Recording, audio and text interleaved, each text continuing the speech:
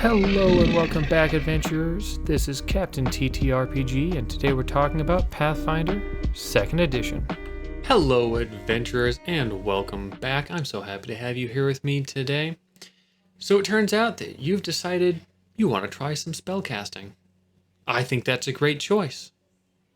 But some complexity comes along with it. Let's try to make that easy. That is my goal today.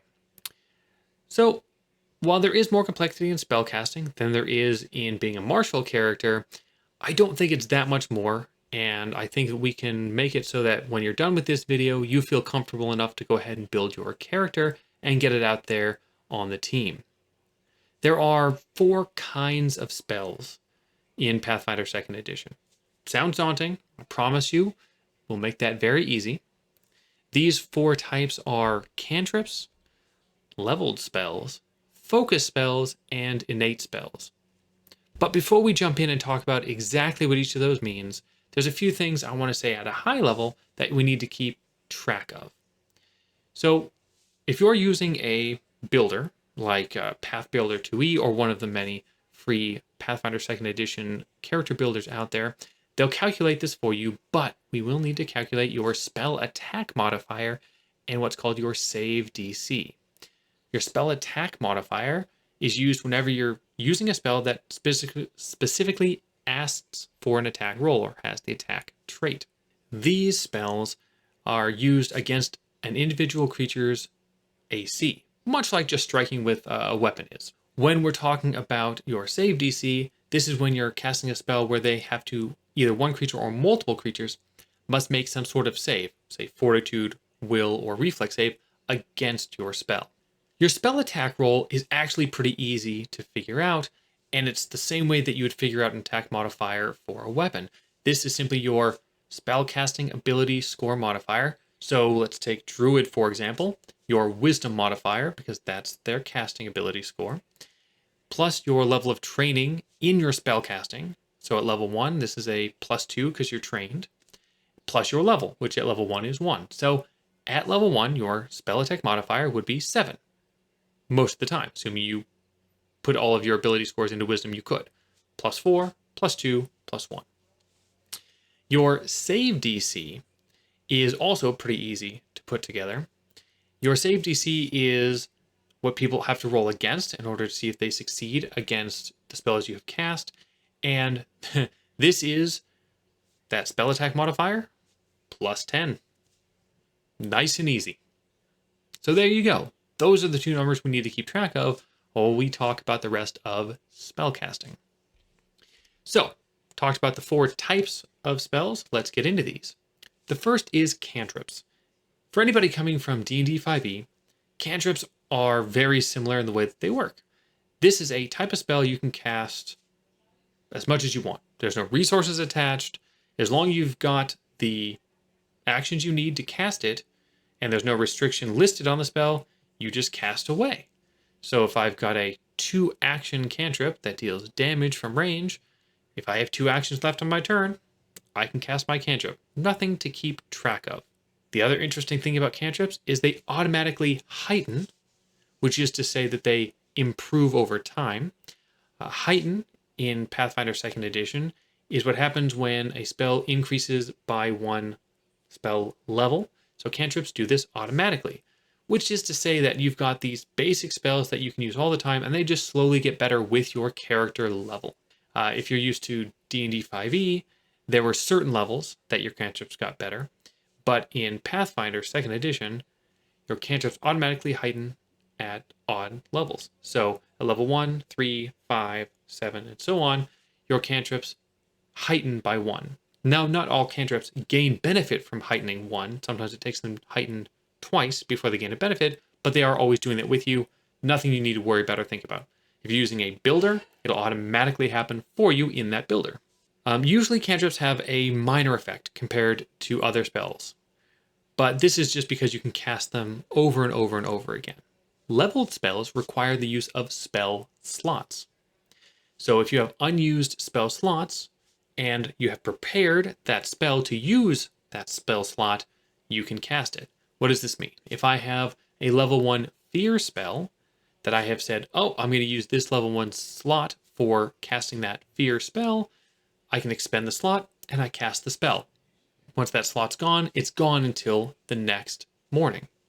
And same thing with, higher level. I can cast a 3rd level fireball spell from a 3rd level spell slot if I designated it for that.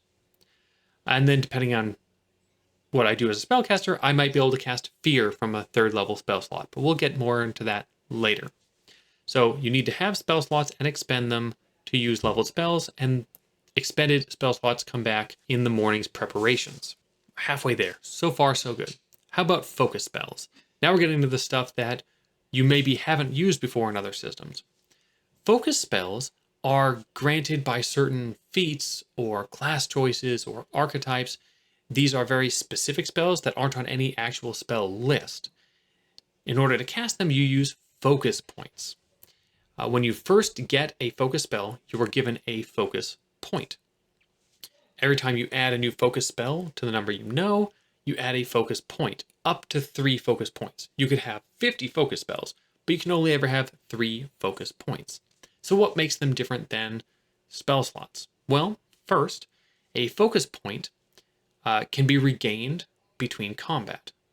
So from the beginning, you can get 1 focus point back between combats. You have to rest for 10 minutes, but then you can get it back, meaning you always have some level of access to your focus spells.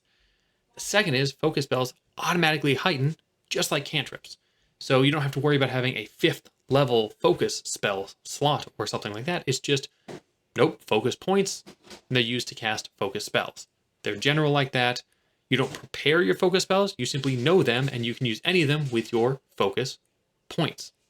So that makes focus points fairly easy to use, and later on, as you get higher level, you can even get more back between rests very, very simply. So focus spells are very useful in that way. And our last one is innate spells. Innate spells are usually spells you're getting from your ancestry, sometimes they're feats or heritages. The interesting thing about innate spells is they are cast using charisma as the ability modifier. So even if I'm a druid and I'm wisdom based, any innate spells will use charisma as the base. So this can make it great for certain classes, challenging for others.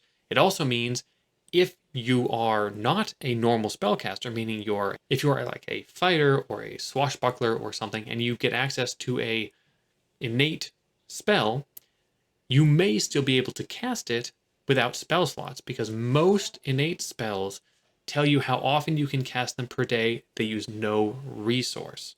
So you might find an innate spell that lets you cast it, say, 2 times per day, and you get that back during daily preparations.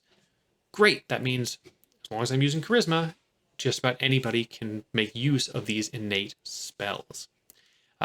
We do see some things like this in other systems like D&D 5e. You get spells granted by your species or something like that. Only sometimes those use the same ability modifiers that your general class does, whereas this is very charisma specific. And these spells do not automatically heighten. They're base level for the spell unless they say otherwise. So those are your 4 types of spells. And it's really not that hard once you see how they work. They're all slightly different from each other, but very similar in many ways. All right, so we've gotten through the big stuff. Now let's get into things that I think are maybe even a little bit easier to understand. There are 4 traditions of spells in Pathfinder 2nd Edition: Arcane, Primal, Occult, and Divine. So Arcane you can think of as your very prototypical wizard spellcasting. This is where you'll be able to do all sorts of things like telekinetic type activities or shaping walls, all that type of high magic we generally think of and see. Then there's Primal, your nature magic. Divine is all of the magic that you get from celestial beings or from the hells, things like that. And Occult is definitely the oddball here. Occult is more, what is all that kind of oddball, weird type of magic? Things that maybe they mess with people's minds, create illusions, pull from things outside of the normal material world. These are your occult. And there's definitely spells that can land on multiple lists. So like the heal spell is on both the primal and divine lists. So there is overlap. Leveled spells and cantrips fall into the different lists here, and innate spells too. They fall within these different traditions, and different classes have access to different traditions. So like a druid only accesses nature, and a wizard only accesses arcane, whereas something like a sorcerer, depending on your subclass, can access any of them. But let's not worry too much about spell tradition, because all it does is really help you decide which spell list you need to pull from. Instead, let's focus on the last, I think, really challenging topic within spellcasting, which is prepared versus spontaneous casting. This is just how you use your spell slots. So this doesn't affect your cantrips, it doesn't affect your focus spells, it doesn't affect innate spells, just for your spell slot leveled spells. Here's the basics. A prepared caster says, I've got spell slots 1, 2, and 3 at level 1, and I'm going to choose at the beginning of my day exactly what spell I'm going to cast from each of those, and I don't get to change that. So I decided at the beginning of the day, I'm going to use 2 heal spells and 1 fear spell. Okay. But as I level up, let's say I've got level 2 spell slots as well. I can say, well, I'm going to use this level 2 spell slot for a heightened version of heal. So I can choose higher level spells, higher level versions of low level spells, just because I'm a prepared caster. Spontaneous casters, however, say, oh great, level 1, I've got these 3 spell slots. Well, I don't have to choose which spell I'm going to use with these slots. I'm just using these 3 spells today. Say, heal, fear, and command. But I can use them with whichever spell slots I want. I can cast 3 fears, or a heal, a fear, and a command. Great. So spontaneous sounds easier. Except, let's say I've got those second level slots now. Because I'm a spontaneous caster, I can only cast heal at second level if I say, oh, one of my 3 second level spells for the day that I'm going to know is going to be heal at level 2. And I only get to know so many spells. I don't get to choose from my entire list every day. I only know so many spells. And so you have to be more careful about what you choose. And if I want to cast a higher level version of a lower level spell, that's one of the spells I know at that level. So there's trade-offs either way. Now I'm going to give a suggestion here for people new to Pathfinder 2nd Edition. And that is, when you're first starting out the game, there's a way you can cast and not worry about these specific rules. If you've got somebody coming in and they just need to learn generally reading their spells and how to work in the 3-action economy and all of that, remove a lot of this pain for them and just let them choose a certain number of spells every day at that level, like spontaneous caster, but let them upcast them for free just while they're learning, like a prepared caster, and let them kind of have the best of both worlds. This isn't something I would continue doing. I think it's good to use the system as written, but this can make it really easy to get into the game. So at least consider it if you've got players that are worried about being spellcasters. This will reduce some of the complexity for them. All right, so before we do a wrap up here, I do want to just really quickly list each of the spellcasting classes, the primary spellcasting classes, what type of caster they are, and what spell traditions they use, as well as their ability score, just to give you a high level idea. I'm going to be going through every one of these classes, and we'll get into more detail when I do. But for now, here they are. Bard is a spontaneous caster. They use charisma, and they get the occult spell tradition. Cleric is prepared. They use wisdom and are divine spellcasters. Druids are also prepared. They use wisdom as well and are primal spellcasters. The Magus is a prepared caster. It uses intelligence, and it is arcane. The Oracle is spontaneous, charisma-based, and uses the divine list. Psychics are spontaneous, use charisma, and use the occult list. Sorcerers are spontaneous, use charisma, but they have access to any spell tradition. Summoners are spontaneous, use charisma, and also have access to any spell tradition. When I say that, both of those depends on their subclass. The Witch is prepared, intelligence-based, and potentially has access to any, again, based on subclass. And the wizard is a prepared caster using intelligence and has the arcane spell list. So there you go. There's the high level, so you know how you have to approach them or might help you choose your class. And let's do a quick wrap up because we did talk a lot of different topics in this video. There were 4 types of spells. Cantrips use no resources at all.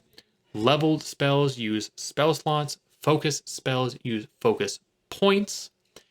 And innate spells are cast based on their own limitations that they list using charisma.